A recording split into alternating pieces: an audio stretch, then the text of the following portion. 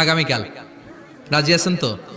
18 নম্বর সূরা, কোরআনের একেবারে মাঝখানের সূরা। আলহামদুলিল্লাহিল্লাযী আনজালা আলা আবদিহিল কিতাবা ওয়া লাম ইয়াজআল লাহু ইওয়াজা।